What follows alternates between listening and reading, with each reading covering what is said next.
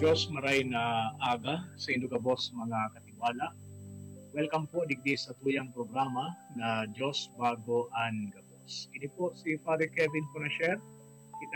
So, ang mga nakaaging aldaw, igwa kong nahiling sa YouTube na mga scientifico, mga astronomers, as in mga physicists, na nag-uuron manunungod sa mga recent discoveries na nagdudugang kan sa tuyang pagkaaram digdi sa sanlibutan, sa tuyang universe.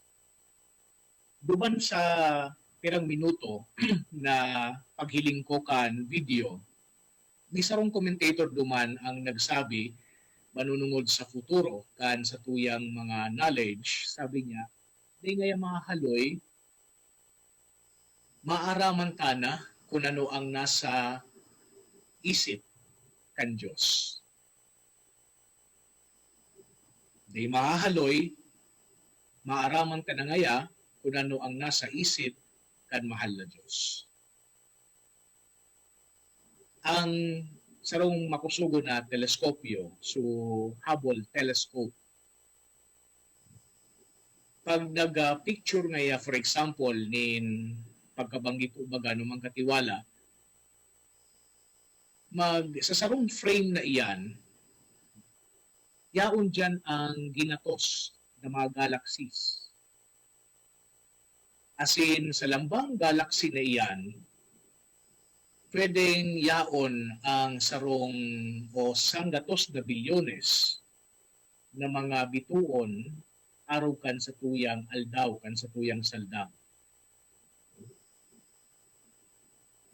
Medyo makaulok lang so komentaryo kay itong sarong astronomer na kung hilingon niya to digdi sa ebanghelyo na sa tuyang nadangog niya na aldaw. Nagpapasalamat si Jesucristo sa tuyang kagurangnan sa Diyos Ama sa langit. Dinhulit na pinahayag kan Diyos Ama an sa iyang kadunungan, an sa iyang knowledge sa iyang mga disipulo. So tama, baka pwede man na bako mananggad imposible na maaraman ang nasa isip kan mahal na Diyos.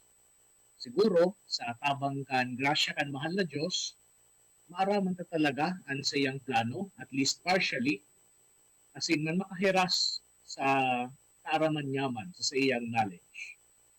Pero bako ini sa hiling ko, so sinasabi kay itong nag-comment duman sa video.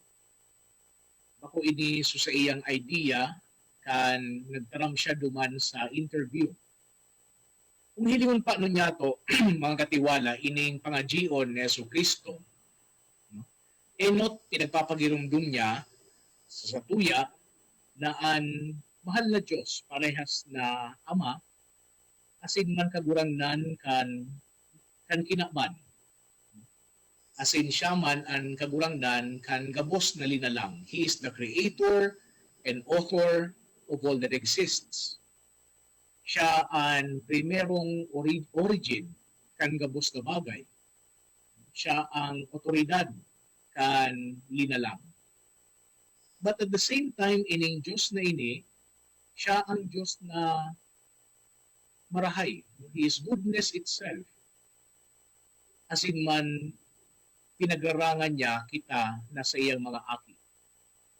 Sabi nga ni baga ni San Pablo duman sa iyang surat sa mga taga-Efeso, all fatherhood and motherhood derives from God the Father. Pinagpapatangidan man ni Jesucristo kita na yes, we can deprive ourselves kang knowledge kan mahal na Diyos kan asin kan sa iyang pagkamo. Paano niya to ini magigibo? Paano niya to ini day makukuha, day makakamit sa paagi ning pride. Sa paagi kay ning katagasan kan sa tuyang puso, sa katagasan kan sa tuyang payo. We can effectively shut out God and His kingdom. As in, saro ini sa pinakamalala ining pride, ining paghiling na halangkaw sa sadiri, an sarok sa pinaka dipisil na kasalan. Kung hilingon paano niya ito mga katiwala, base man ito ini sa historia, kung hilingon niya ito ang kanaklan ng mga heresies, kan sa tuyang na binabato sa simbahan, sumasalang katukduan. Sarong factor ang common sa inda, ang pride. Ining attitude na mas banal ako kaysa sa simbahan, na mas madunong ako kaysa sa simbahan. And no one, of course, is holier than the church, because the church is guided and inspired by the Holy Spirit. Kung hilingon niya ito, ining kapabaw-abawan mang katiwala, ining pride, iyuan ugat kan gabos na pagkakasala, ano po? It is the strongest influence that propels us to reject God. Ang ginigibo paano kayo ng kapabaw-abawan, inot pinag-atake niya ang puso. Pinagigibo niya ang sa tuyang puso na indifferent towards sa mahal na Diyos. Dahil pinag-sarado ang sa tuyang mga pag-iisip, sa katotohanan asin man sa wisdom kan sa tuyang mahal na Diyos. Asin, anong ginigibo kay ni, anong resulta kay ni sa tao na ma-pride? Well, he looks at himself or herself for the answers of life's questions. Kung hilingon sa niya to ang kapabaw-abawan, it is the inordinate love of oneself at the expense of others. Kani bagay ni sarong exaggerated pag-estimate kan sa imong kadunungan, kan sa imong abilidad, kan sa imong importansya. Kaya nga ni pinag-contrast ni Hesus Kristo itong intellectual pride laban duman sa simplicity asin man humility kan sarong aki na nakakahiling ni puro asin man warang pretense na pinag-acknowledge sa iyang dependence asin man pagtitiwala sa mas madunong, sa mas may nakakaaram, sa mas may pinagkakatiwalaan. Ang sarong puso, ang sarong tao na childlike, he or she has a simple heart. Asin ang hinahanap niya sa ng bagay, ang pinakadakulang karahayan na warang iba kundi ang mahal na Diyos. Pero yung gani ni mga katiwala, gipisilon ang maging humilde. Ano po? Dinhulitan sa rong tao na humilde, bako siya aware kan sa indang humility. Ang sa indang focus is actually outside of themselves. Ang sa indang focus iyon mahal na Diyos, asin ang sa indang kapwa. So sa pagiging pagiging mapakumbaba mga katiwala, we can turn everything over to God, allowing Him to be the Lord of our lives.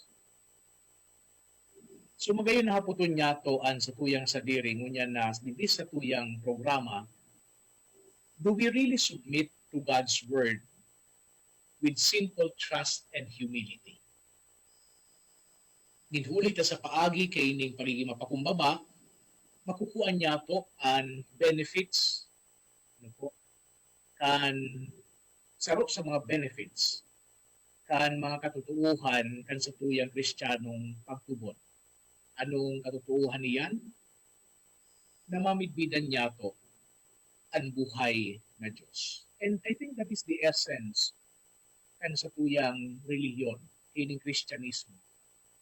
Our ability to know God as our Father, ang Diyos sa tuyang Ama. Ang sa tuya pa nung pagkasabot mang katiwala sa mahal na Diyos, makusa na inilimitado na maaraman niya to ang sarong bagay manunungod sa Diyos. Kundi si Hesus Kristo mismo ang nagsabi na apudon ang sa tuyang mahal na Diyos na Ama. but sabihon saro siyang personal na Diyos. So agado niya to sa aldaw na ini, lubog makigwa kita nin simplicity, as in man humility. Kananing mas ma-purify niya to an sa tuyang pagtugon. As in mas mahiling niya to ang paghiro kan mahal na Diyos sa satuyang pagkabuhay araw-aldaw. Amen.